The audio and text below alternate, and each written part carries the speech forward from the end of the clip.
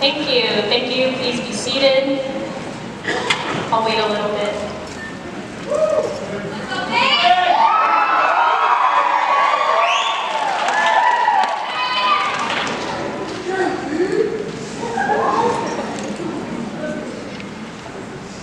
It's okay. Take your time. You're good. You're good. Okay. Honored guests, friends, parents, and graduates, welcome to the 7th commencement ceremony for the Utah Military Academy Hillfield campus. There are many unique things about this year's graduation. Not only have we been impacted by the entire year of masks, COVID-19, and the admin, love you guys, shoving swabs up our noses, but we also survived all the construction going on at the school. That was crazy. The new look to UMA has been exciting as we watch the facility grow and change throughout the year. On behalf of the graduates, we appreciate your participation, especially since we have the honor of a full participation on this very special day. I'm super glad to see everyone here in person. I thought we were going to have to do a virtual one again. This event culminates 12 years of sacrifice, dedication, and commitments by cadets, teachers, parents, and guardians alike. We'd like to thank those who have helped and supported us on this path. Tonight, we complete one path, the path of a teenager, and we will begin another, the path to adulthood. We will be taking separate roads as we enter college, the workforce, and in many cases, military service, which includes cadets headed to boot camp, college ROTC What's Up, and military academies. As we start our ceremony, we would like to pay tribute to all those who have served, are serving, or will be serving. Will our veterans please rise? And then we'll clap for them.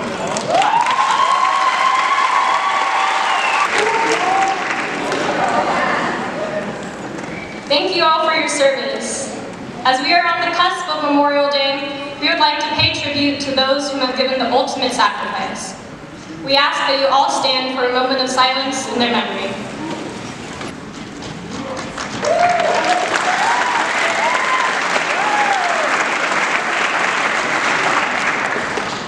Every year, it gets better and better.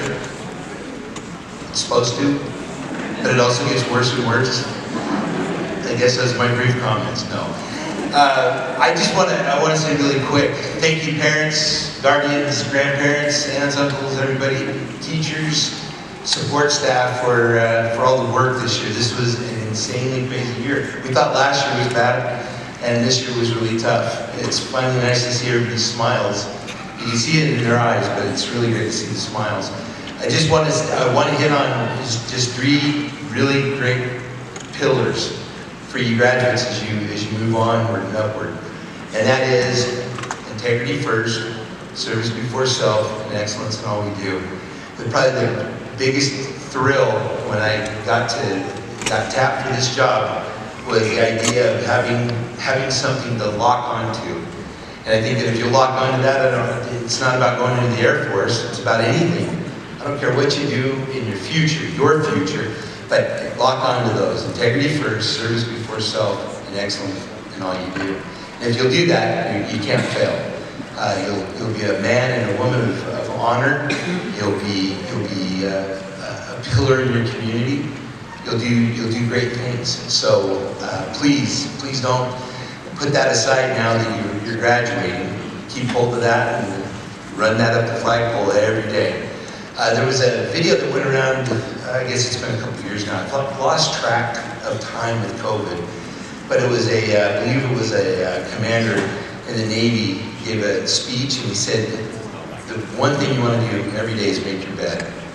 And the message I got from it was, if you can start by making your bed, you'll have some order. And I think that as you're making your bed, run through those three pillars from our motto from your days at UMA. And again, I'll just say them because I love them. Integrity first, service before self, and excellence in all we do. So I appreciate that. I appreciate this. It's been an honor to be able to just say those brief comments. Real quick, and I want these folks to stand up so they can be recognized properly, appropriately. We have our board chair, the Honorable Chuck Williams.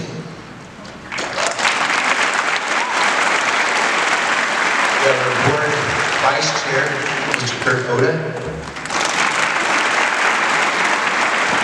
We have our two distinguished board members, Mrs. Vicki McCall. And I don't know which title to even use, but I'm going to use the one that everyone loves you by, and that's Baron Wiesman. Appreciate you. Go UMA Thunderbirds.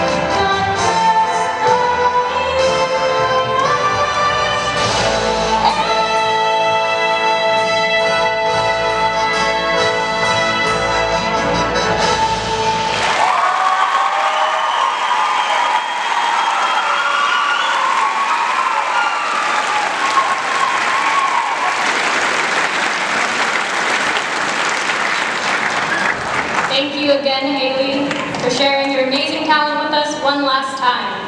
We would now like to hear from two of our top seniors as they represent the class of 2021. First up is Cadet Zachary Kopra. He will be followed by Cadet Tony Daniels.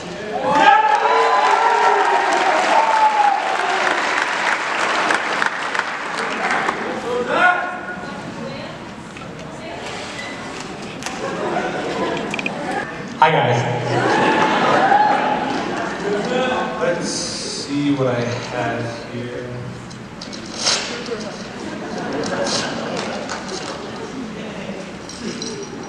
Let's get the actual speech.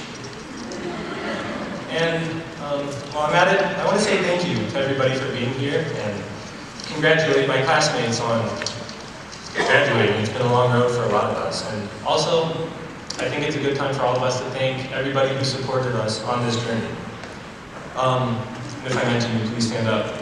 To those two lovely people, I think I saw them somewhere over there, that I get to call Mom and Dad. Thank you for everything.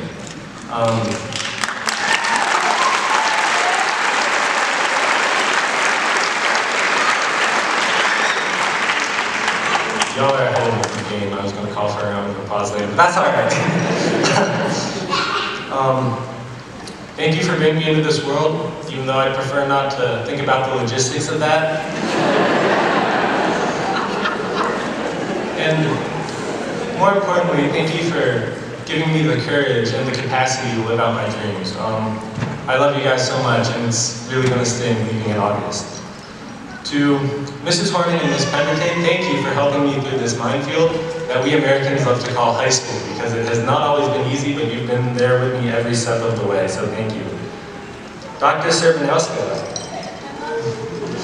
thank you for always pushing me and everybody in your class to their limits and making us believe that we can do what seemed impossible. And finally, to Captain Joshua Curtis, just thank you for making the world a better place. You're an inspiration to us all.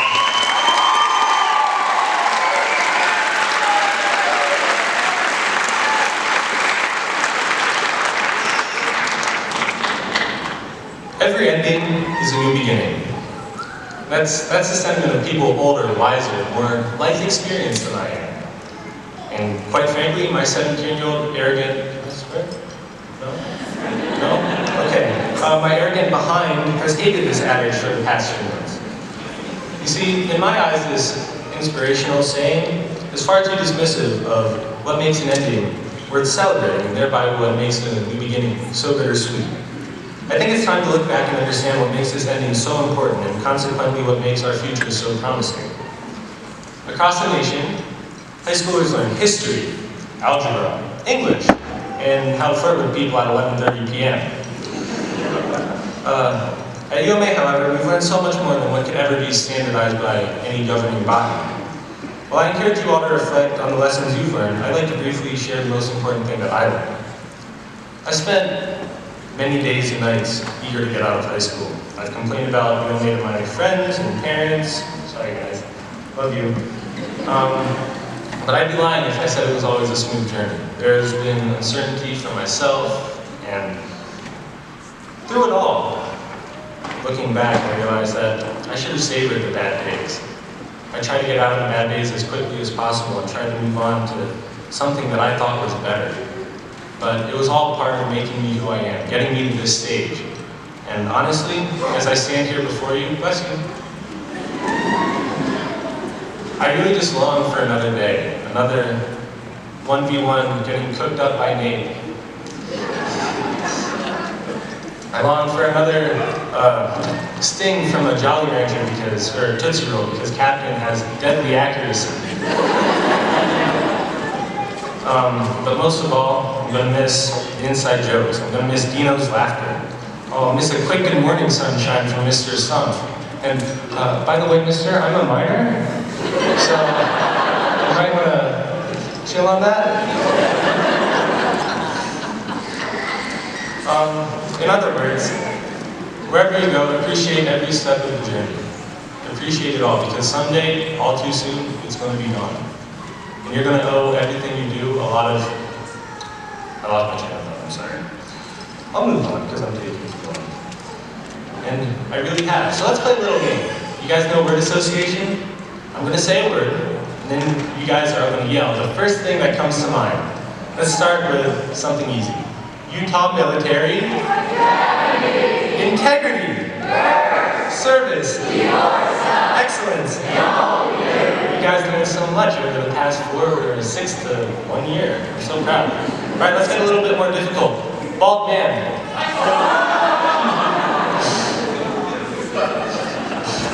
I love. You got it?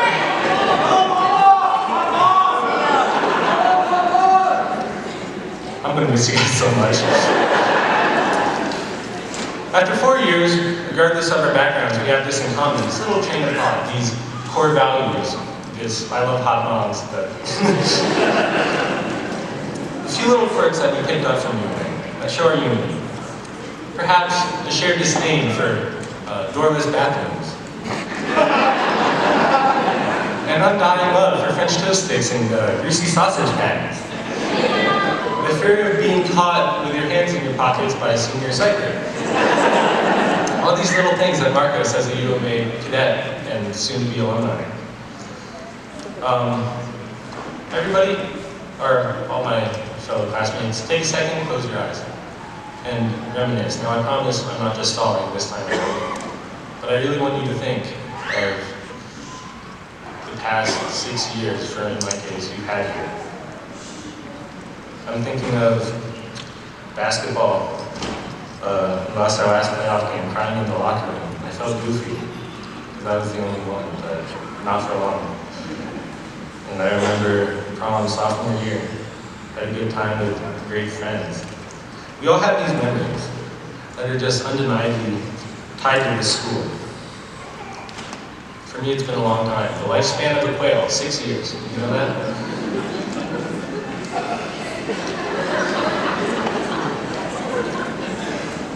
I didn't think that was that funny.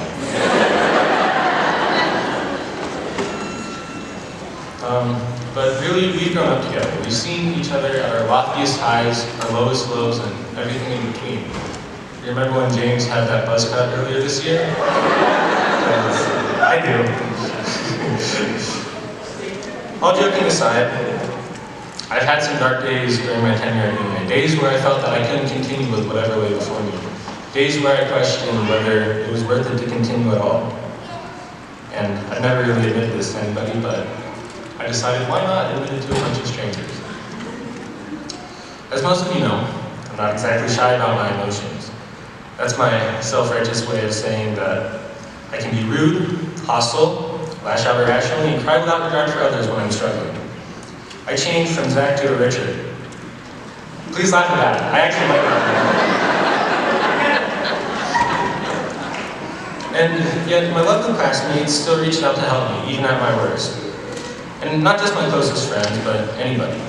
A simple smile from Miss Paige Foster, innocent yet powerful. Hey Zach, how you doing? From David Zabriskie has brightened my day and given me the strength to carry on. We've laughed, cried, won, lost, and lost, and lost. But we've all been here together. We all came to UMA from different places, but we're coming out of this together. All in this beautiful garb, even though I look the best. We're coming out of this together. When one of us is hurting, we all hurt. This connection, this love, this community we share is uncanny.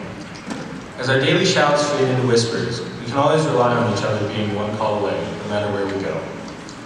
And that's what makes this ending so important.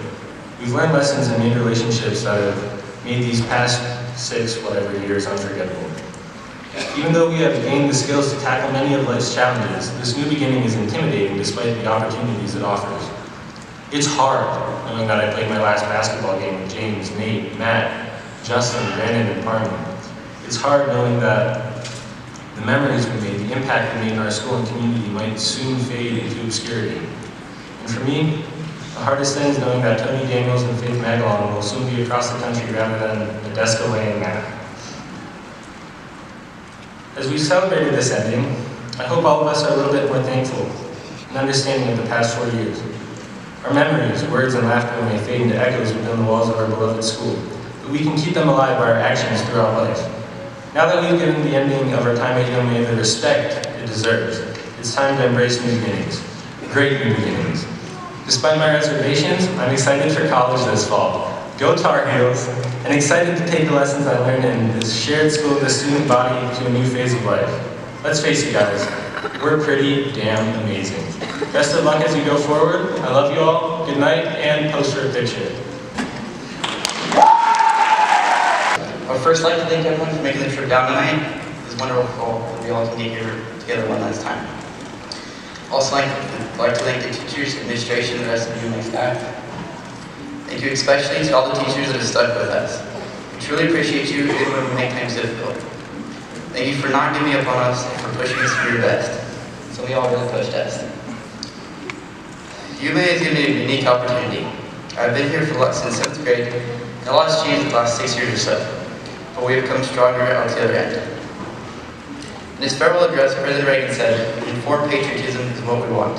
Are we doing a good enough job of teaching our children what America is and what she represents in the long history of the world?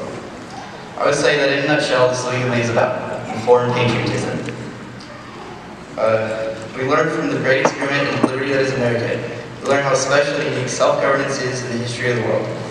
We've learned from amazing people who have defended this country, from speakers Edgar Harold, who survived the U.S. in Indianapolis, recently passed away, to Medal of Honor recipient Sergeant David Villavia, and many memorable speakers in between. We know why America is great, and we learn from the ordinary Americans who did extraordinary things in his defense. In the same address, President Reagan described America as a shining city on the hill. Now it is up to those you see here preparing to graduate to keep the torches in the city burning brightly, to keep it shining for all to see, to keep this country a great example of liberty in the world. Some of this class have enlisted in the military and are heading out to training shortly. So will pursue officer commissions. Most will leave here and pursue education and careers, exercising their liberty in the pursuit of happiness. We all go in our separate directions, but there's one thing I do know for certain. We have formed a student body unlike any other. We have formed friendships that will last a lifetime. We may not always get along, and we certainly have our differences, but I know that in 10 years from now, we'll still be there for each other wherever we are in life. These last 2 years have been interesting times with uncertainty and fear. I take up from the words of John 14:27. Let not your heart be troubled, neither let it be afraid. As we leave UMA, we will not live in fear.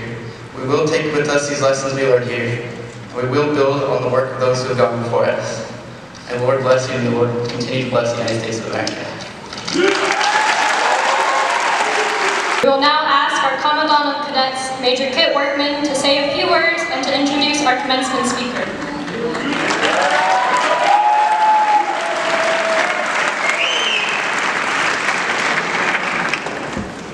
Wow, here we are at another graduation. And you guys have survived a lot in the last year. I hope that in that survival you haven't learned to go crawl in a corner, but you've learned resilience and grit and to take a challenge forward. And the reality is, in many ways, you have done that. You know, with all the challenges that we've faced in the last year, there's been a lot of great victories. It started with the state baseball championship.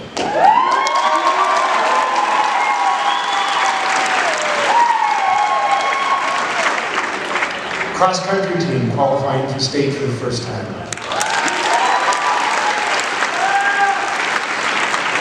In fact, we had several of our teams win first-round playoff games for the first time ever.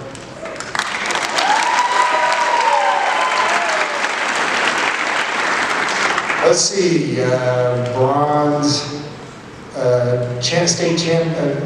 third place in the state for the archery team. A region championship and second place in state for debate.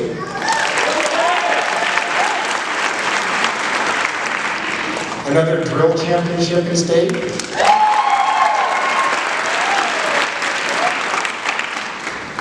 An all Air Force championship and top 10 finish in the country for the marksmanship team. Let's see, I think that was it. No, I forgot. And if I leave any of you out, I'm sorry, because there were a lot of great victories this year. Ranger team finished second in the nation.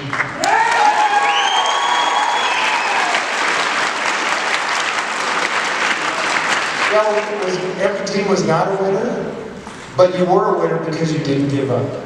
Because of resilience and grit that I hope we taught you to learn. Each one of you leaves here with teachers, friends, and stories that have left an imprint on your lives, and you have left an imprint on UMA. You have helped to continue to blaze a path started by those before you, and have improved it for those who will follow. You have left a legacy as you look now to the future. As you move forward, remember the past. Don't let it define you for good or for bad. Learn from it and look forward to that next chapter. Dream big for your future.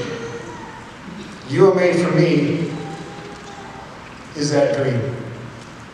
And you guys are a part of that. Thank you for being a part of my dream. Walt Disney told us that if you can dream it, you can do it. But a Chinese proverb tells us pearls don't lie on the beach. If you want one, you have to dive for it.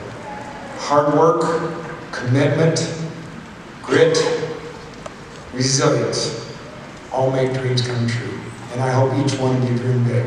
Because those great moments in our lives are when you come back 2, 3, 4, 6 years later.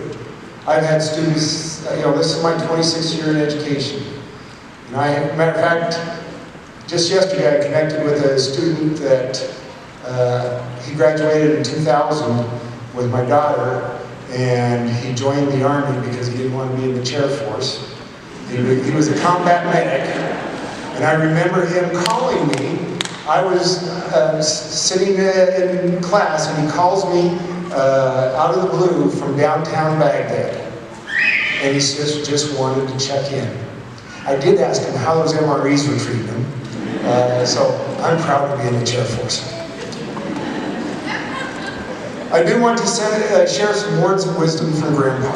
And please listen to these carefully. These are old-time words of wisdom. And think of the context. Number 1, life is simpler when you plow around a stump. Number 2, a yellow jacket is faster than a John Deere tractor. Number 3, words that soak into your ears are whispered, not yelled. Number 4, meanness don't happen overnight. Number 5, don't sell your mule to buy a plow. Number 6, don't corner something meaner than you. Number 7, the best sermons are lived, not preached. Number 8, most of the stuff people worry about never happens. Number 9, don't squat with your spurs on. Number 10, don't judge people by their relatives. Number 11, don't interfere with someone that ain't bothering nothing. Number 12, letting the cat out of the bag is a whole lot easier than putting it back in. Number 13, you can't tell how good a man is or watermelon is until they get thumped. Number 14, always drink upstream from the herd. And number 15, never miss a good chance to shut up. And finally, seniors, and know you've heard me say this several times before, best lessons in life. Never pierce or tattoo anything you can't cover up. And just because you can, doesn't mean you should. And if you do, never put it on Facebook.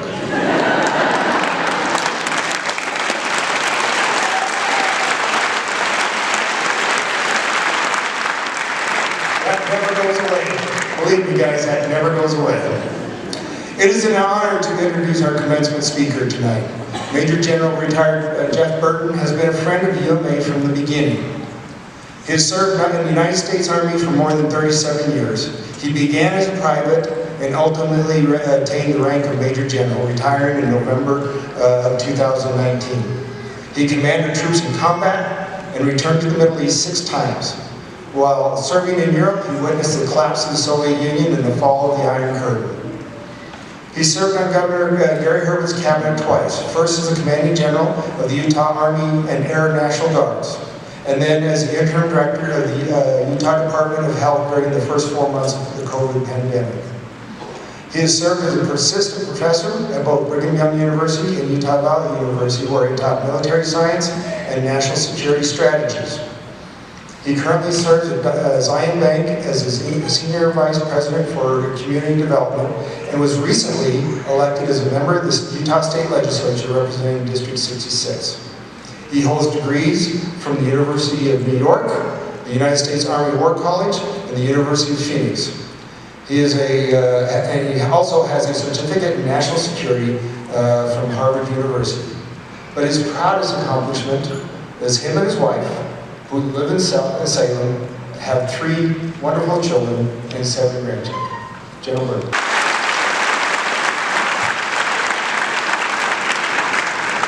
It's an absolute honor for me to be with you tonight, and I thank you for that introduction. I told Kit when I said him all that nonsense that today was about you, the graduates, not about me.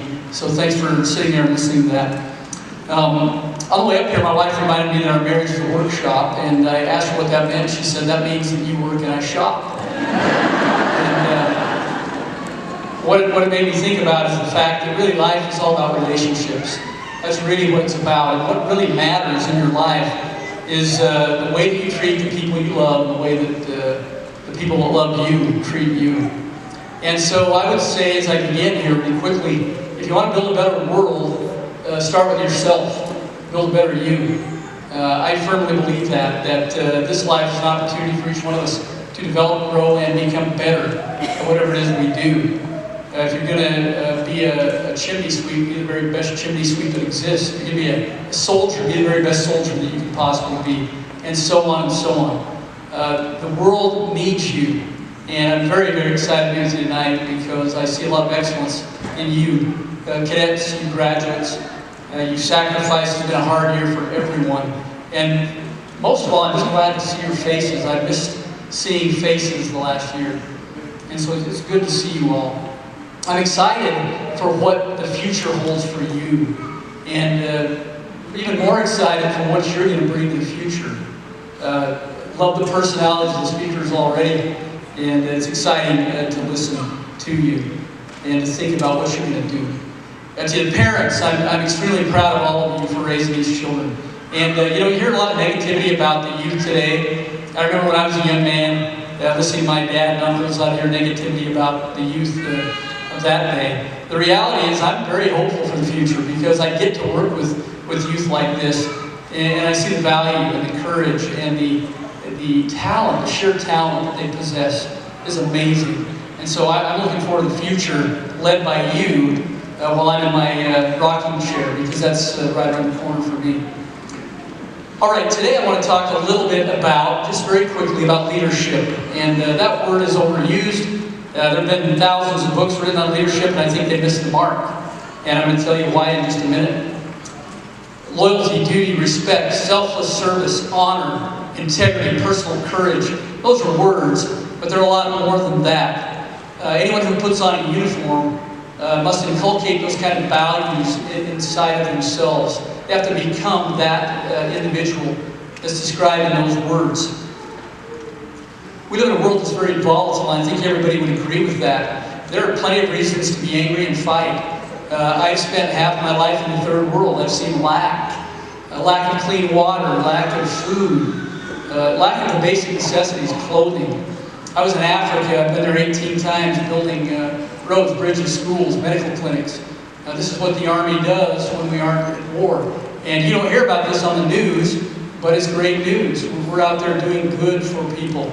And I was followed around this one trip by a little boy, about 12 years old. He met me in my mud hut every morning. And of course he wanted an MRE. So kid, he liked those.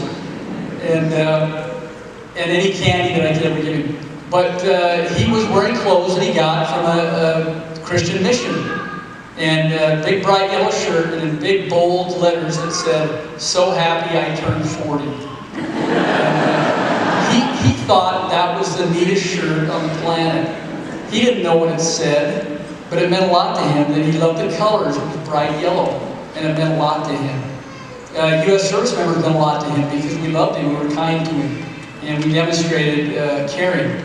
And that's what your service members do when they're not doing the dirty business of war, which none of us like, but all of us have to be very good at. If we want to maintain this experiment called the Republic of the United States of America, we've got to have a powerful military. And so we strive to do that. I want to tell you a quick story about a man named Horatio, and some of you have heard the story, maybe some of you have not. But in the early years of the Roman Empire, before it was an empire actually, it was a republic, and there was a warrior named Horatio. The city of Rome was being overrun by the Etruscans, and the battle was all but lost. There was a bridge that led across the Tiber River into the city of Rome. And Horatio, while everybody else ran away, jumped on the middle of this bridge and began challenging the Etruscans to single combat. And he defeated them one after another. And they grew tired of this and decided to just overrun him. And while he was fighting on that bridge alone, his comrades on the other side began to tear down the bridge. Ultimately, the bridge fell into the river, and he dove into the river and swam to safety. If you read anything about Roman history, they immortalized Horatio for his sacrifice, being an amazing warrior and somebody who was giving everything that he had for his citizens. And so this weekend, I hope all of you will reflect just a little bit on those 1 million plus Americans who have given their lives for this country since our nation's inception in 1776, and for those hundreds and hundreds of thousands of American service members who have been maimed and injured in a way that they're never the same physically and or mentally. Now these past wars we fought in, we didn't have a ton of deaths. But what we did have is a lot of double, triple amputees, people who lost limbs. More than any other war, because trauma medicine now was able to save these lives that would have died in previous wars. These people who gave everything they had for our country, these are the folks that we should think about this weekend and going forward. How many of you have been to Normandy? Raise your hands if you've been to those beautiful cemeteries. If you have, there's a few down here. If you haven't, put it on your bucket list. It's an amazing thing to do. On my desk, I have a bottle of sand from the beach in Normandy. And if you study anything about that battle, June 4th, 1944, or June 6th rather, you'll find that units were decimated. In fact, one unit in 90 seconds, a unit of close to 200 men, was down 90%. That day, only 2 or 3 in that unit walked off the beach. It was staggering, the loss. But General Mark Clark, who fought in the Second World War and the Korean War, said this, and I think it's important, so think about it as we talk about leadership for a moment. He said that all of his life as both an educator and a military person, he had been looking and searching for the elusive quality of leadership. And he said nations spend countless amounts of blood and treasure to develop their leaders, and nations rise and fall based on the quality of the leaders they produce. And so I would tell you graduates, every single one of you is a leader, whether you know it or not. It's innate in you. And when those opportunities come, you've got to be willing to step up and lead. It's been said that every great thing in your life awaits you just on the other side of fear. And if anybody knows something about fear, it's me. I was a fearful person growing up. And one of the reasons I joined the military was to learn to overcome my fears. And jumping out of airplanes and helicopters helped me do that. Facing enemies in combat helped me do that. And most importantly, what I didn't want to do is ever let anybody down. And so I've had a lot of friends over the years that were combat veterans. One that I'd like to mention just died a few years ago at 96 years old. His name was Keith Davis. And Keith was a high school graduate, recent high school graduate. He found himself drafted into the United States military, and he found himself in a foxhole, knee-deep in mud at the Battle of Bulge, at 18 years old. And I asked him, I said, what were you worried, what were you most frightened of, what were you most afraid of? Thinking he'd say, well, you know, the Germans, they had us surrounded, and I was afraid I was going to die. What he said was, I was most afraid about letting down my teammates. I didn't want to do anything to let down these people that I loved. And I sense that from you today, that you love each other. And the world has enough hate in it.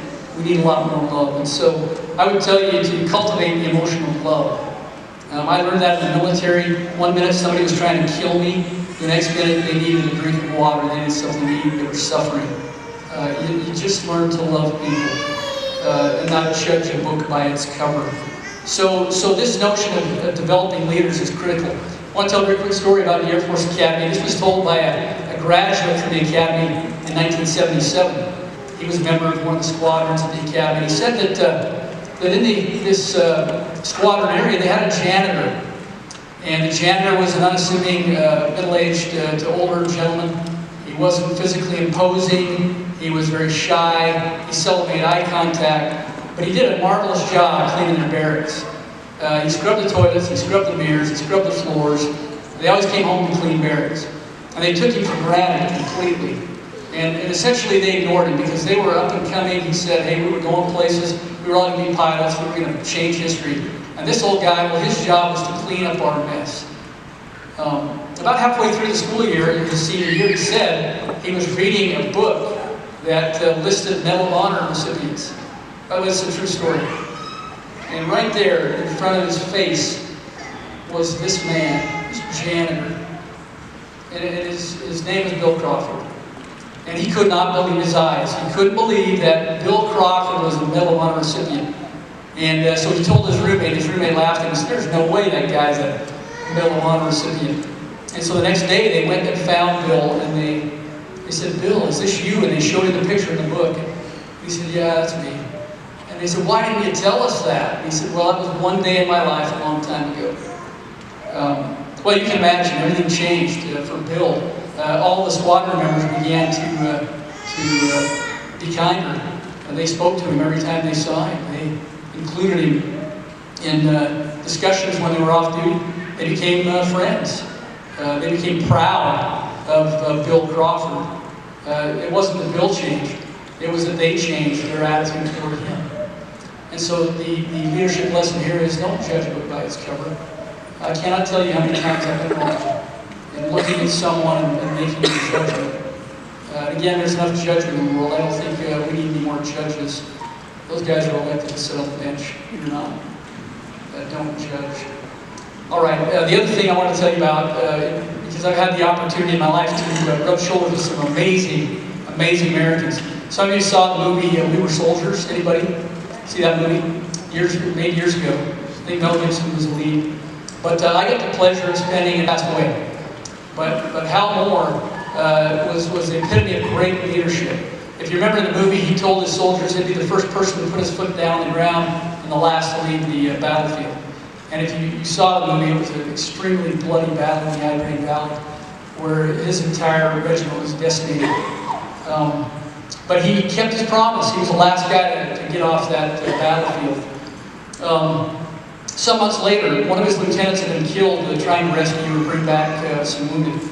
And so, some months after he deployed back to the United States, he went to visit the family of this lieutenant. And the lieutenant's wife tells the story of having him come. And she picked up her daughter and went out to meet him on the sidewalk. And he embraced them both. And he asked her if they could go to the cemetery. They did. And they went to the graveside. And he asked her if he could be alone at the grave. And he knelt down at the grave, and she went back to the car and sat there, and she said, I did look over at him once. She said, I saw him there with his head in his hands. And she said, it just melted my heart. I had a lot of anger. And she said, he didn't have to come see us, and he didn't have to go to that graveside. But I could tell that he loved my husband, I could tell that he loved us, and it meant the world to me and my family. And she said, that's what got us through the difficulty, and that's what helped us to heal. So today I just tell you, leadership is hard, gritty, dirty business. It is not, you don't enter it for personal aggrandizement. You don't enter it for awards and ribbons and medals. The military will give you plenty of those. That's not why we do it. We do it because we love. That's the only reason we do it. If you enter in for any other reason, you're doing it for the wrong reason. Okay, based on time, I'm not going to go too much longer, but I want to share another thought with you. I said that I thought that many leadership books missed the mark. Many books will tell you that leadership is a science. I truly believe that leadership is an art. And it's something that is innate in you. and it comes to you as you learn love. And that's really what it comes down to. You cannot lead people you don't love, and oh, by the way, they won't let you lead them if you don't love them. And you have to establish that rapport and that relationship before you can ever lead anyone. Well, that applies to any aspect of life. I'm in the private sector now, and it's the same there as it is in the military. Okay, you've all heard the story about George Washington, and our founders have been maligned in recent years. But I would tell you, we're not perfect people, but they did do some great things. The bottom line is this republic's never been replicated anywhere in the world. And though we're a young country, though our Constitution is still very young, nothing like this has ever been seen anywhere on the planet. Washington loved his soldiers, and he was so beloved by them that after the war he was offered a colonial kingship. Early on in our nation's history, we weren't quite sure where we were going as a government. He was offered a kingship, and if you study the historical aspect of that, he said absolutely not. We just fought a war to end kings. Every person needs to bend their knee, but not to another human being. We don't need to bend our knee to a king. How grateful I am that he decided, because he loved his fellow man, that he was going to be a king. We should be grateful for that. Now, how many have heard of Lou Holtz? If you raise your hand, I mean, I know you're old. Okay, you're old. Okay, Lou Holtz, one of the greatest coaches in collegiate history, led the Fighting Irish to a lot of titles, national titles, was an amazing guy. But he was a guy that loved his people. And one of the things he says in one of his books is this: when you meet somebody for the first time, they will figuratively ask themselves a few questions about you. You're not going to hear the questions, they're inside their head. But he said they'll ask questions like this: can I trust him or her? Do they care about me? And finally, you can imagine from a collegiate coach, are they committed to excellence? People want to be associated with somebody who's committed to excellence, somebody who's going places, somebody who's doing things, not a cynic, but somebody who's constructive, who's making the world a better place. And they want to be affiliated with people who care about them and who they can trust when they aren't around. These are the things that matter to people as you build relationships. So never speak ill of another. If you have something constructive to say to somebody, say it to their face. You'll get a lot more traction that way than the other way. Be frank, be open, be honest, be caring. And that's the kind of people that change the world. I'll end with this, because I've spent my life studying Stoic philosophy. If you don't know what that is, go on the internet and you'll find a lot about it. It's a great way of life. It's the way that I think we should live. But William James, a Harvard psychologist who was also a Stoic, a student of Stoicism, said this, and I'll kind of take license. He said, no man, I'll say no person, ever rose to the full stature of their spiritual manhood or womanhood until they learned it was finer to serve others than it is to serve themselves. And in my life, when I've been down and blue, and we've all been there, right? Everybody's felt it. Your first speaker talked about that. This has been a hard year. The way that I get out of that is I serve somebody else. And it's magical how fantastic that is. It works, folks. So as you graduate today and go forward, I would tell you, listen to the motto that some of these speakers shared, the Air Force motto that I think is so powerful, service before self. If you will do that, you will unlock the key to your own potential, and you will make this world a better place because you are a better person. So I'm very proud of you. Enjoy this moment, have fun over the next few weeks, and then get ready to go out and make a contribution to the world. We need you. Thanks, sir.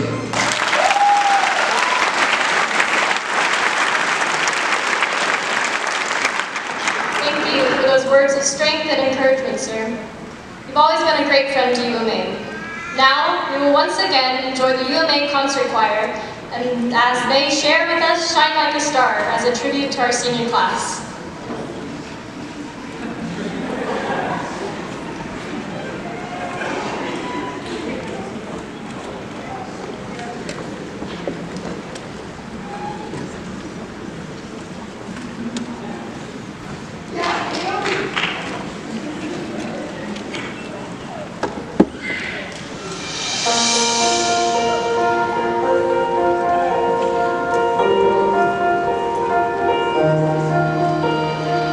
I'm dreaming wide awake.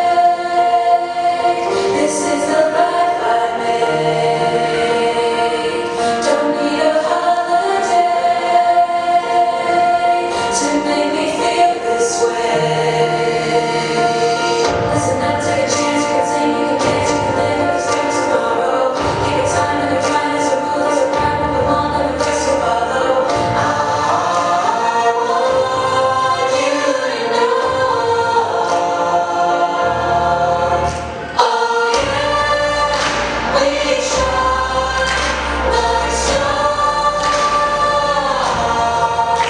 Oh yeah, we shine like stars. Like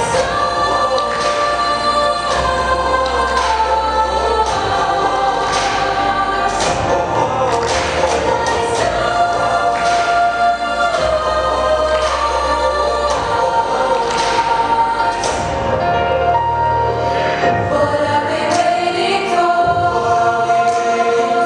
It seems we still want more. No one can take away the dreams we have today. You can come with the flow, just you know there's a light that burns inside you. You can shout, let it out, let it get it out. This is it, let the pump got you. I want you to know. Oh yeah, we shine like stars. Oh yeah, we shine like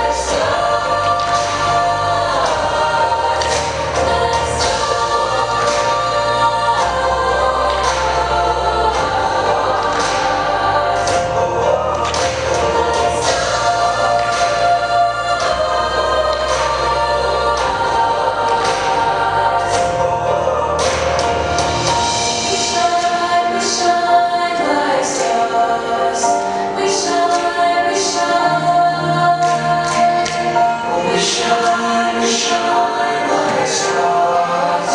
We shine, we shine. We shine like stars. We shine, we shine. We shine like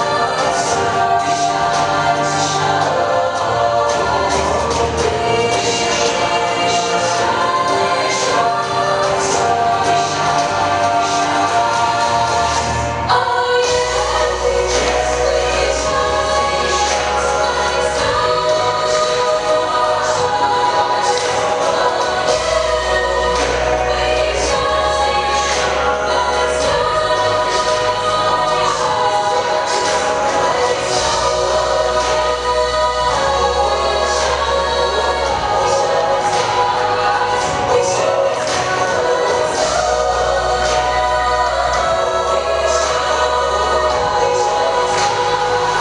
oh yes, we shine like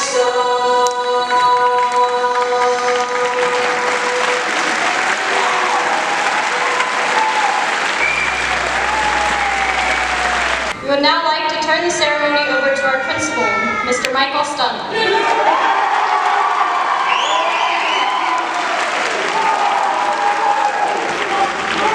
That was very kind. I want you to know, I've been for like 2 weeks writing a speech. It was TED Talk worthy. It was going to be on YouTube. Honestly, it was beautiful. It was so good, Nate was going to stay awake. But honestly, I got up here, I look at Aguilar's mustache, I'm done. I have nothing to say. We've got a tradition at UMA. I'd like all the cadets to rise. I'd like Sergeant Keller to come on up.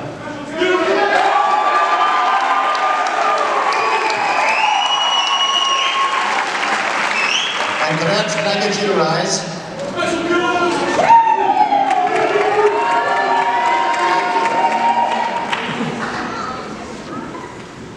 Integrity. Service. Excellence.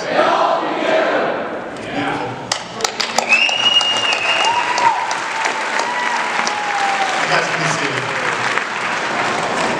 Welcome. Honored guests, family, friends, board of directors, and Mr. Williams. On behalf of the administration and faculty of Utah Military Academy, I certify that these cadets have completed the requirements as outlined by our charter and the state of Utah, that these cadets have completed the requirements for graduation. Almost all. I'd like to introduce you to the 2021 class of Utah Military Academy. Congratulations.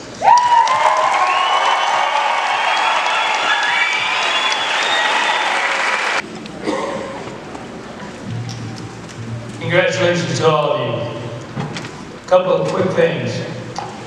I know that the cadets and everybody else has congratulated the parents, but I want to add just one additional congratulations to you.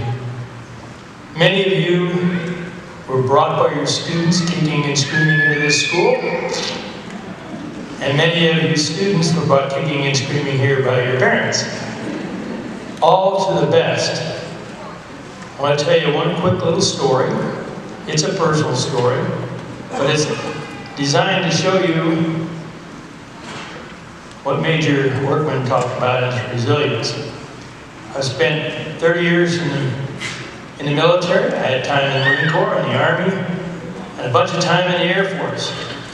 I've served in special operations and lived all over the world and been in some exciting places, had vacations you would never thought you would take. I've had more shots than you could possibly think of. Every kind of shot for every little cootie that ever grew in any place around the world. The only shot that I haven't had is for rabies. So just watch out for that one. In Vietnam, I was exposed to Agent Orange and it ate a big hole in my heart. Like the general, I've jumped out of airplanes. My last jump destroyed my back. So what? We're talking about you and the things that are going to happen to you and things that are going to come along in your life that are going to challenge you. I'm so old now that I can remember the dinosaurs when they were out here in this field before they had buildings. But that didn't stop me from continuing on to do things. And I really, really am glad that I am chairman of the board of this beautiful school, both the campuses. So, what happens when you get to be ancient? Well, a lot of good things. Let me take an opportunity to introduce you to my number 2 daughter out of my 7 children.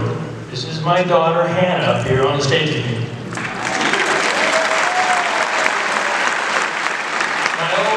My oldest child is 15. My youngest is 2.5. Okay. So, just because you're old and beat up doesn't mean you still can't do good things. That's my message to you. That's my message to you. Oh, well, here's one of the messages. I know all these parents out there who've raised these children from the start and had them, in diapers and everything like that. And a bunch of you students down here in the near future are going to be getting married and raising and having children of your own. But here's the secret, the ultimate secret to children. And your mothers know this. The difference between boogers and broccoli. The difference is simply this.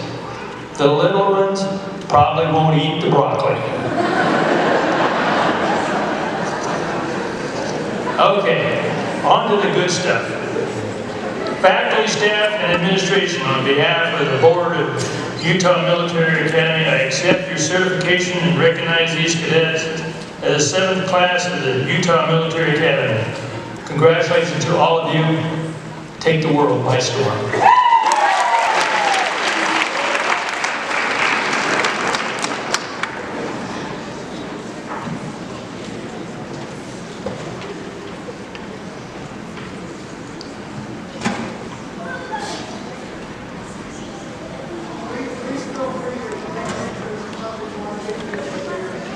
If you couldn't hear Major Workman, feel free to come up and take pictures of your kids. I'm not going to read too fast.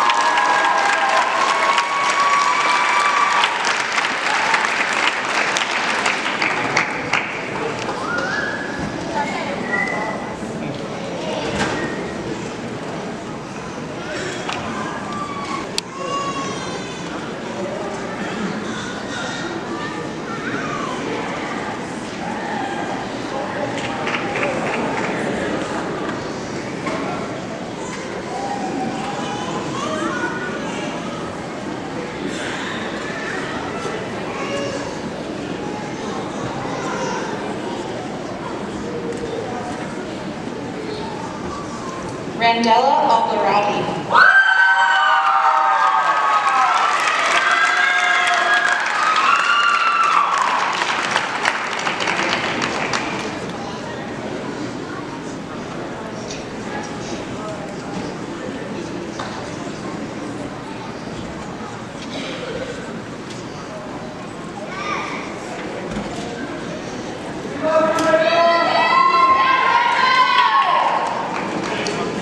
Brian DeMarcus Anderson.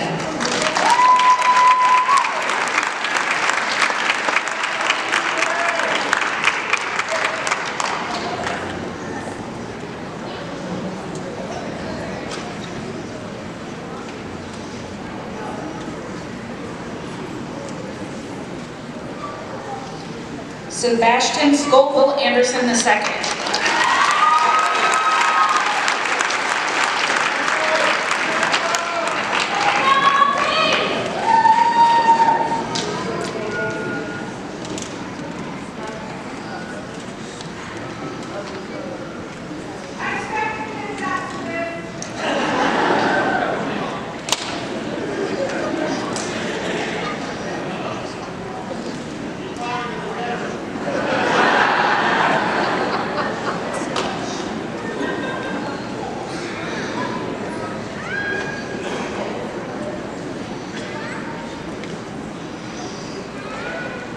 Gonzalo Arroyo Alvarez.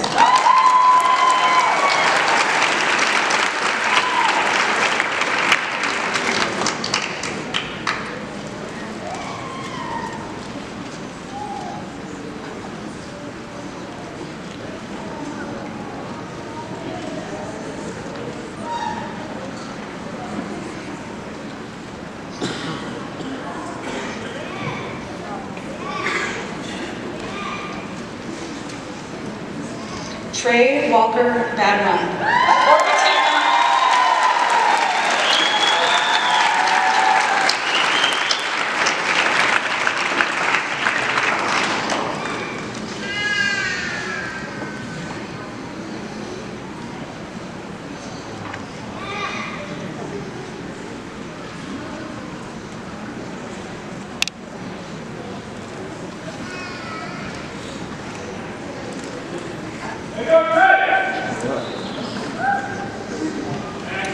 Lee Lynn Billings.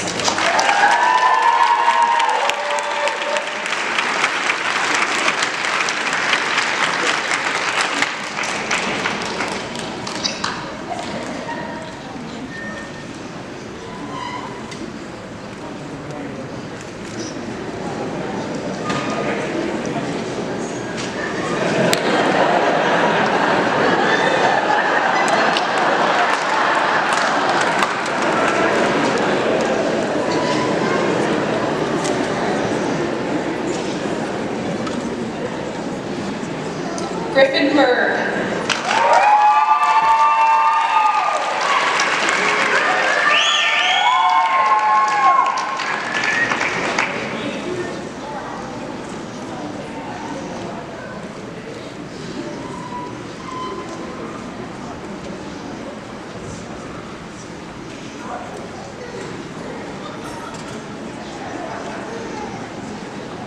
Ashlyn Booker.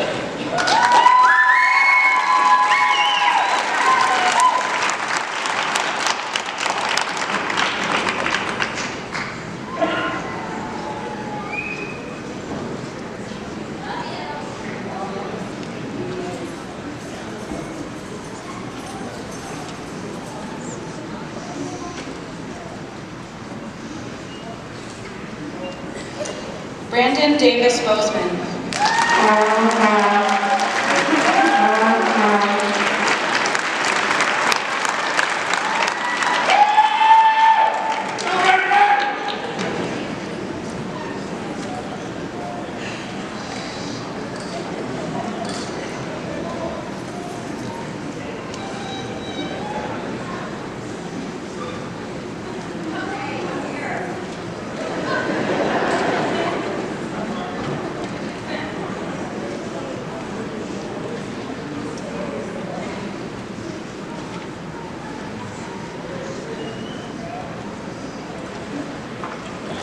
Aiden Bosay.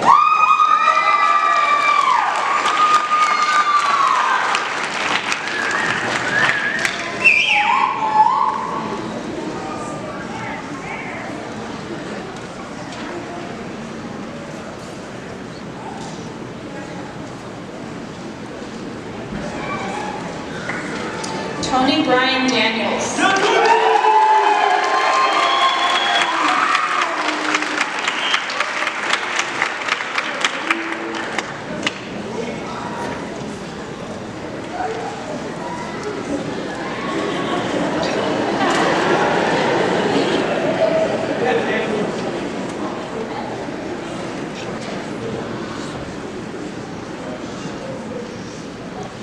Joshua Mark Davids.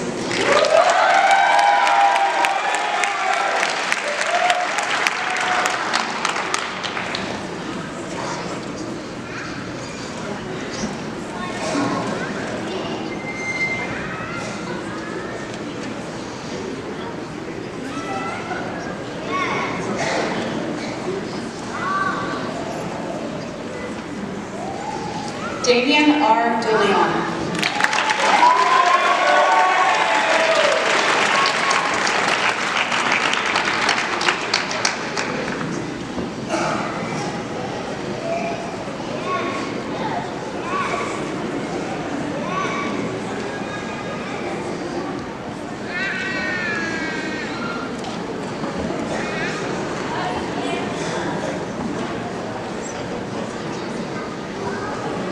Tyson Sean Dowden.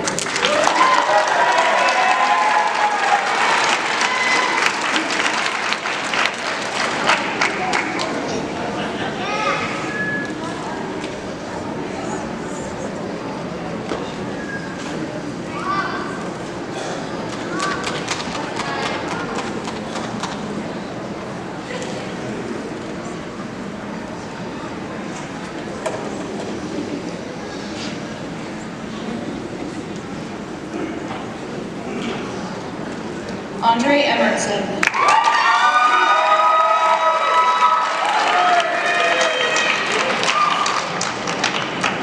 Michaela Renee Farley.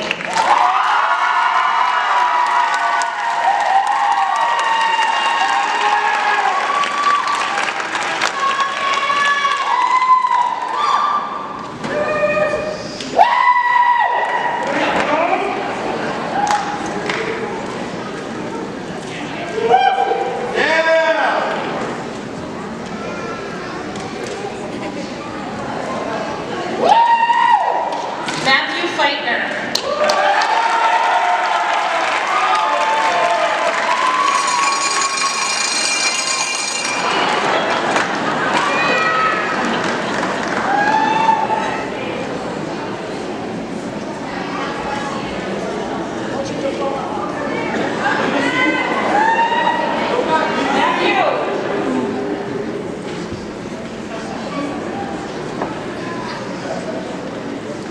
Paige Soraya Foster.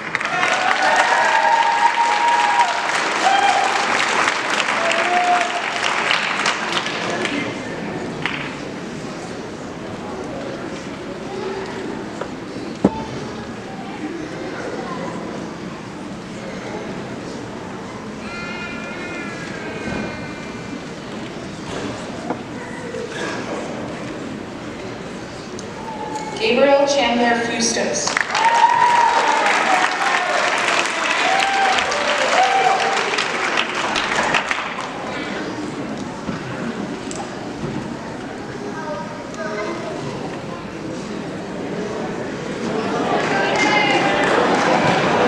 We clearly didn't teach them how to take pictures in high school.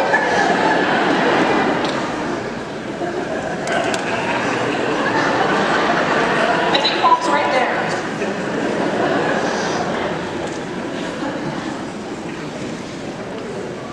Nicholas Jeffrey Howe.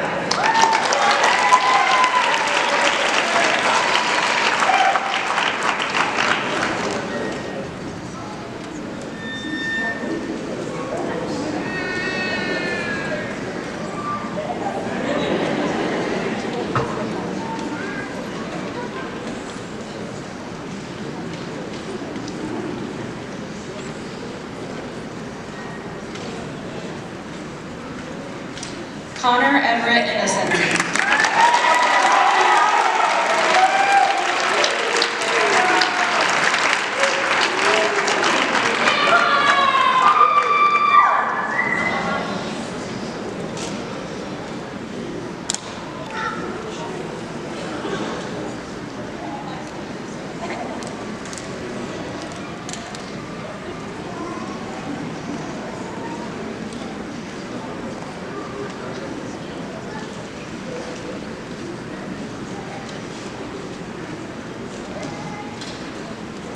Sutton Lynn Jenkins.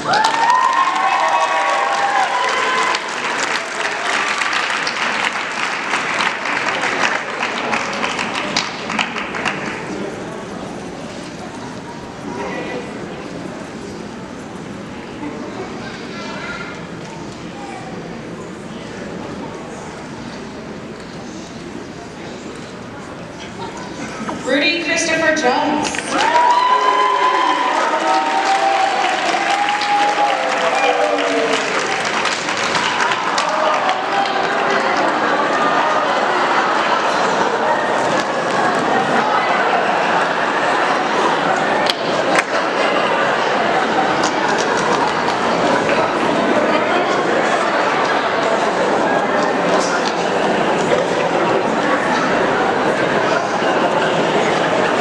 In case you're wondering, that's why the bag's on stage.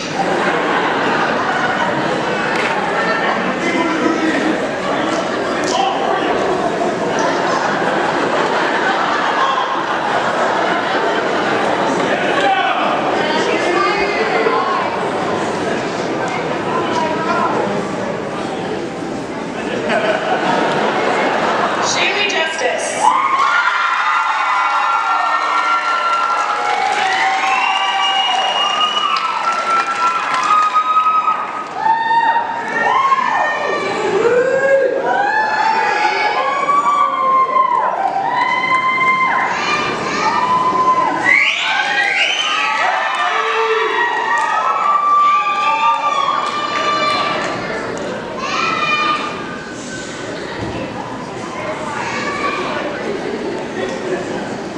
Camille Kaiser.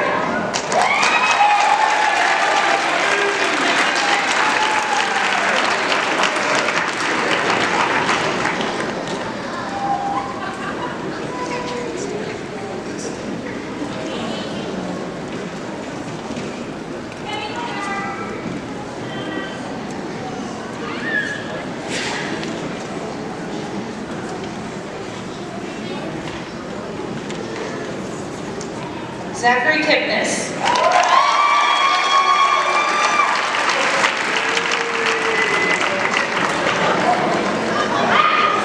Zachary. Stand next to me.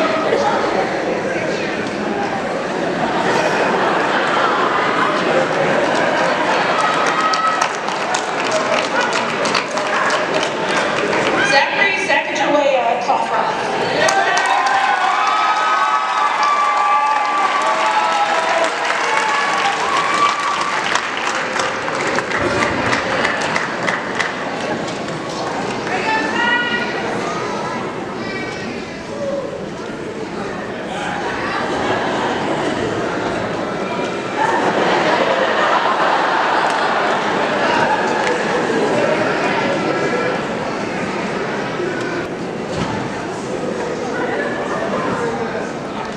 Nevaeh Faith Langdon.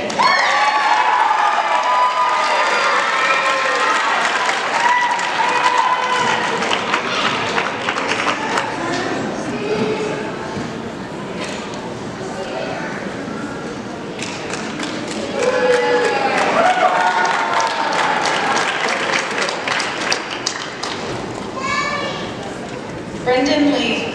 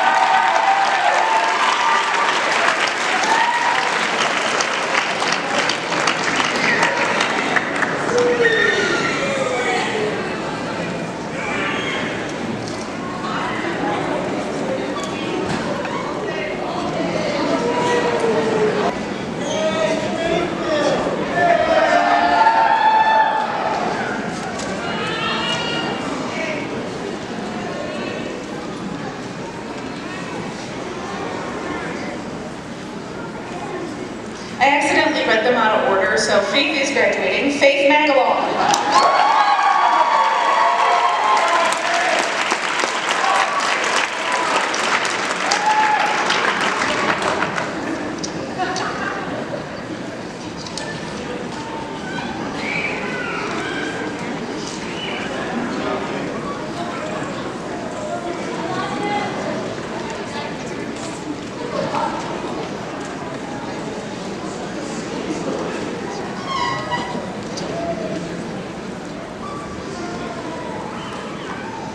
Danica Lee McBride.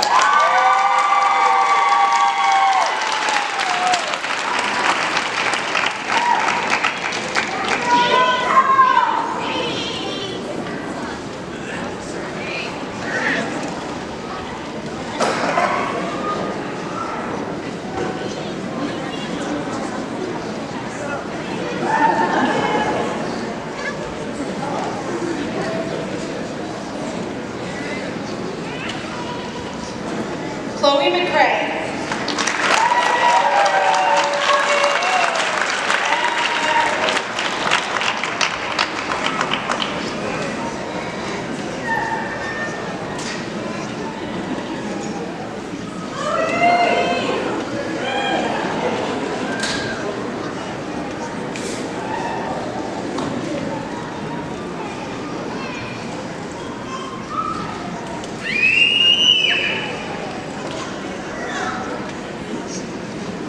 Zachary Scott Mickelson.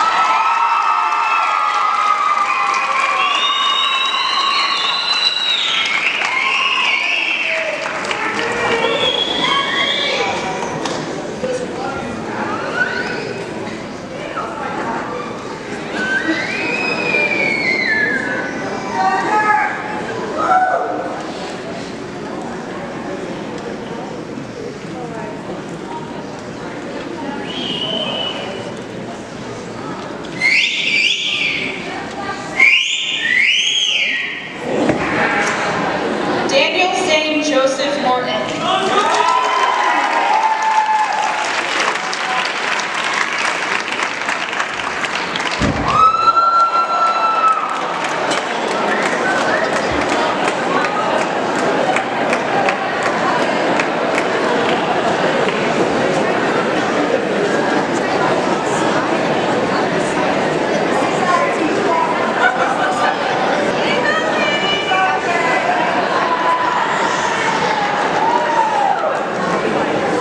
Robin Morton.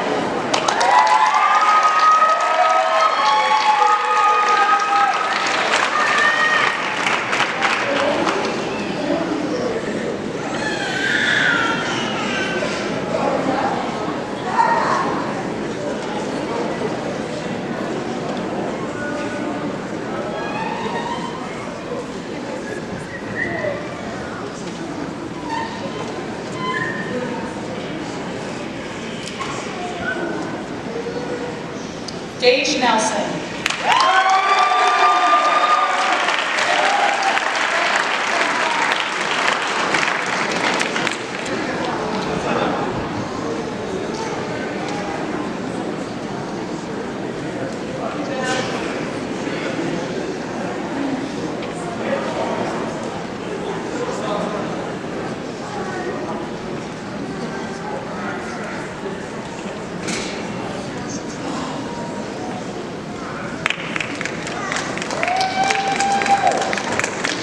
Braden Thomas Farmley.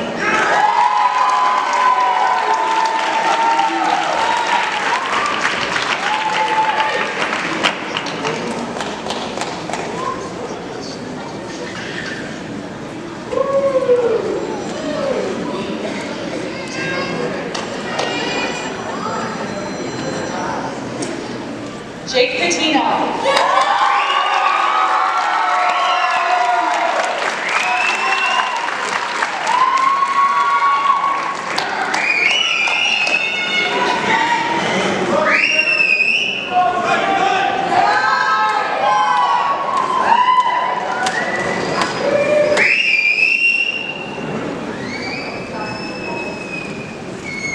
Liz Katzer.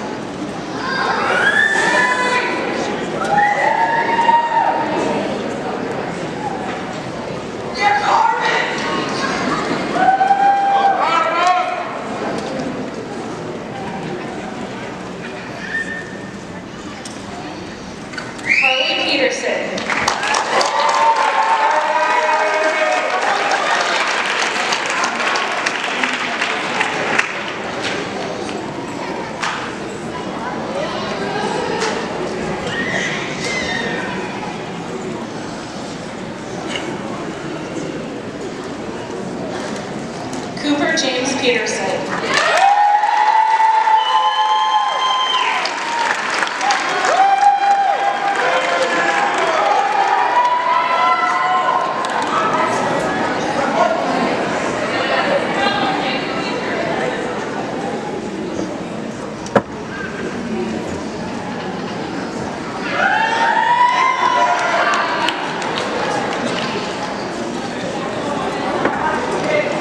Emma Alicia Ramirez.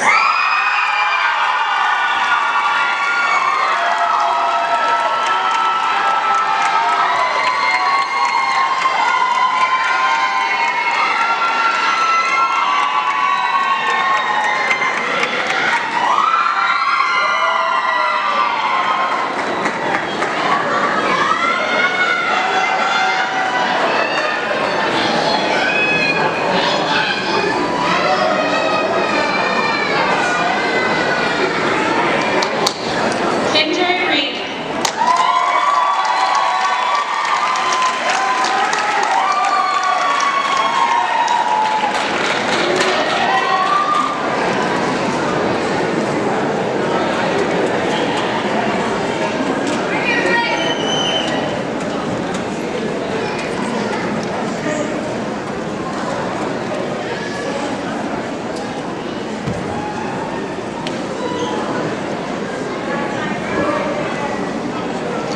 Alana Nevea Sanchez.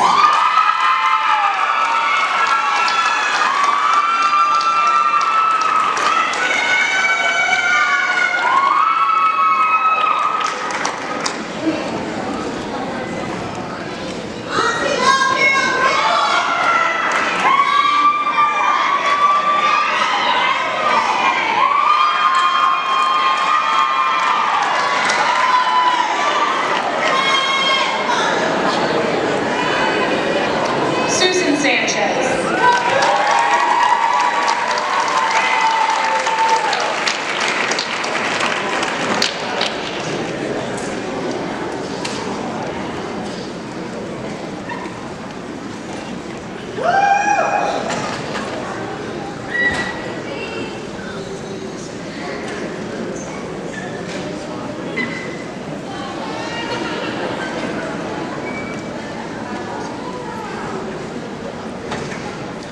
Dino Aaron Santiago.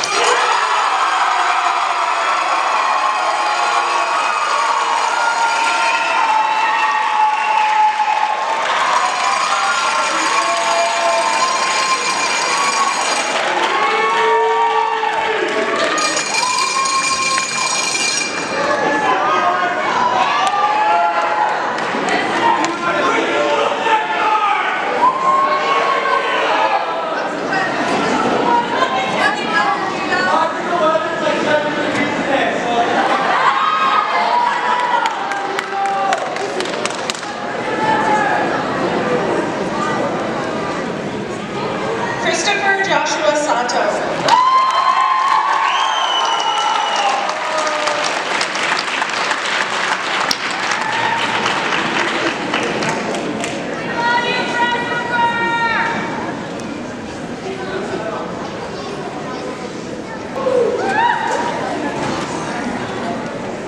I had to practice this name. Gabriella Camille Saint-Hon.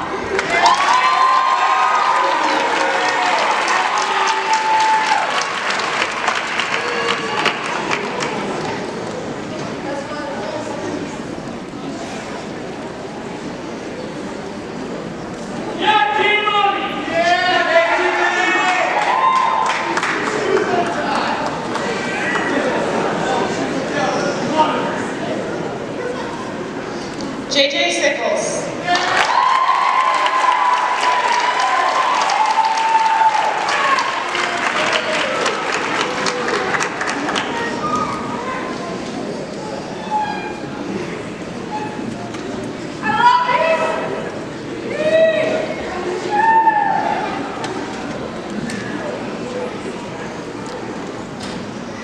Haley Slater.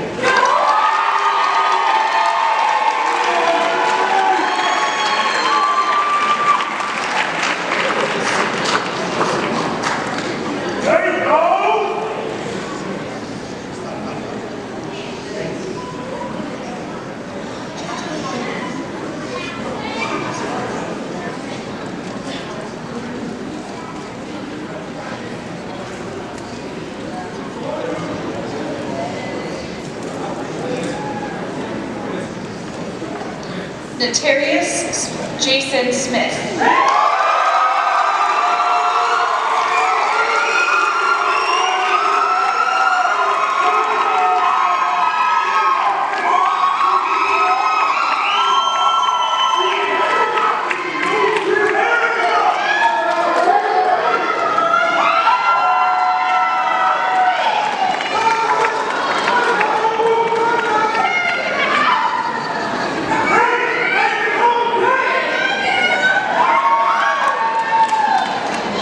Eliyahu Steinberg.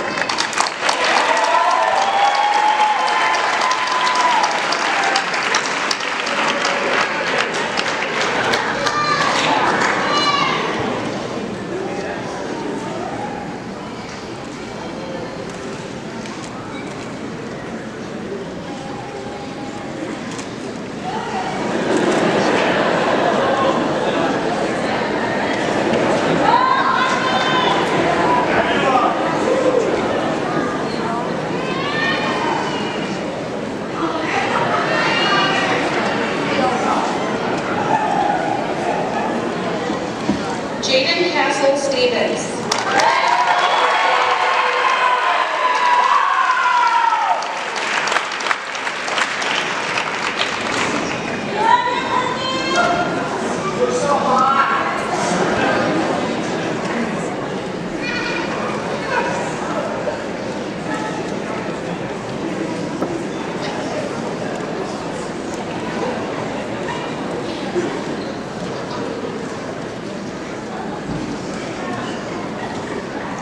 James Summers.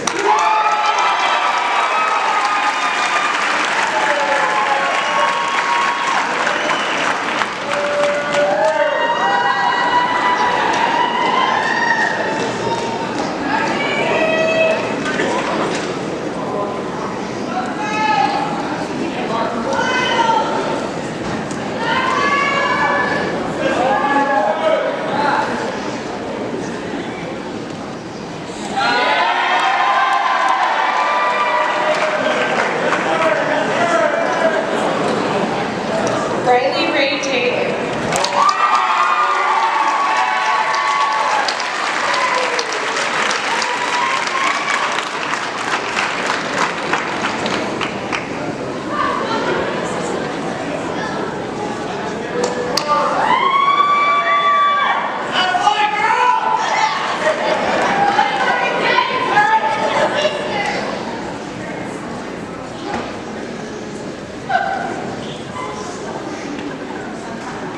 Anthony Thompson.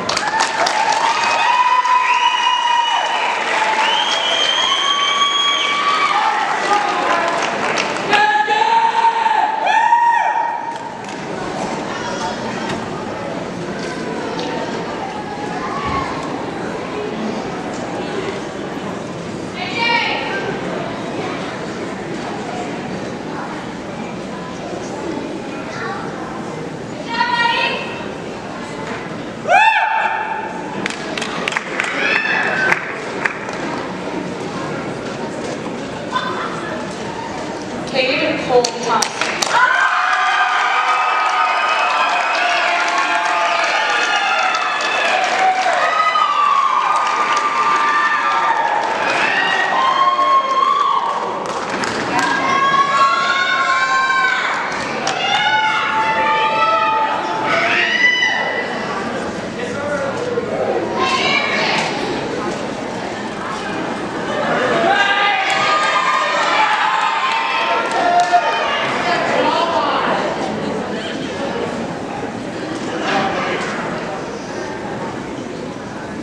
Gracie Elizabeth Tyler.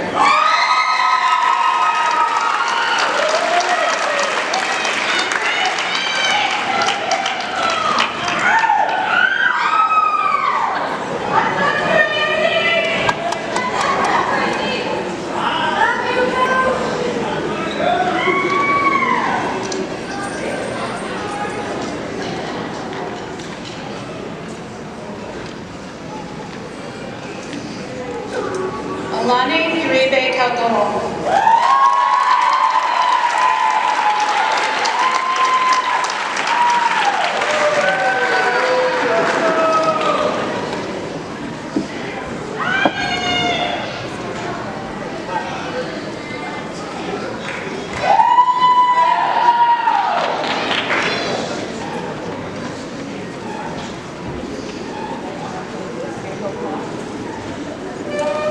Peyton G. Varney.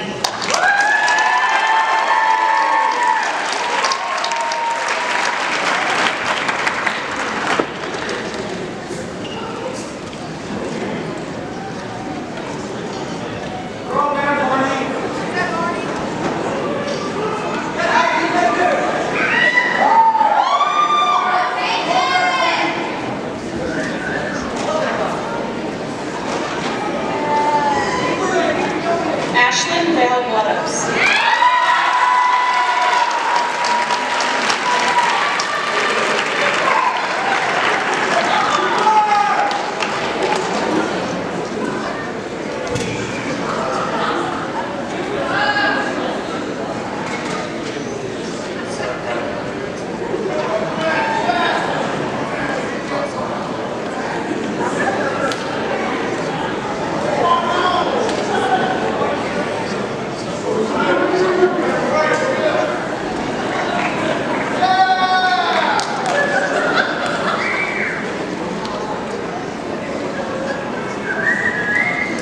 Cooper Eli Williams.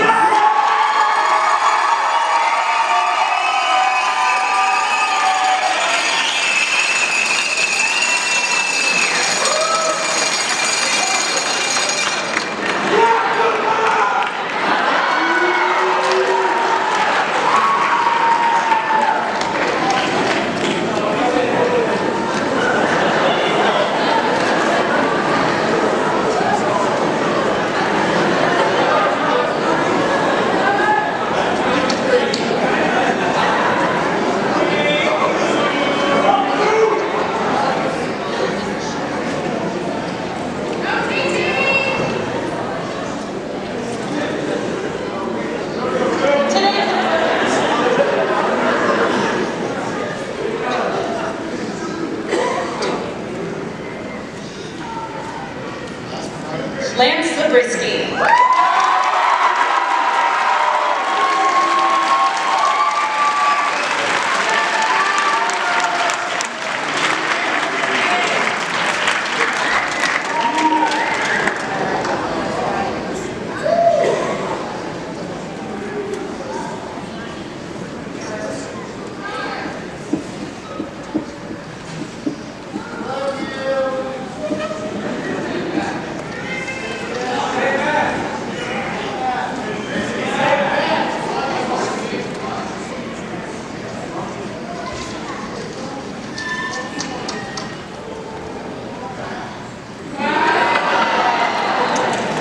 UMA is issuing an honorary diploma this year for Jaime Navarro.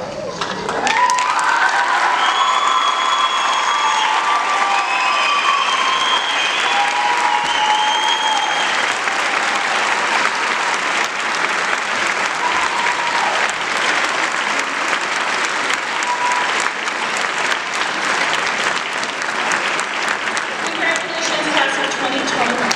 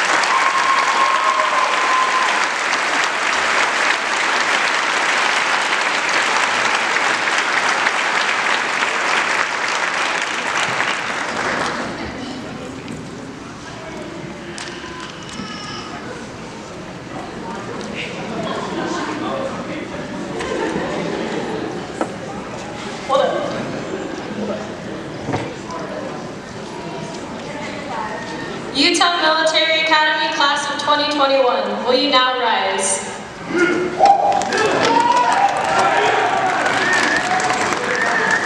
All right, these are simple instructions. I believe in all of us. Grab our tassel, switch it from the right side to the left side.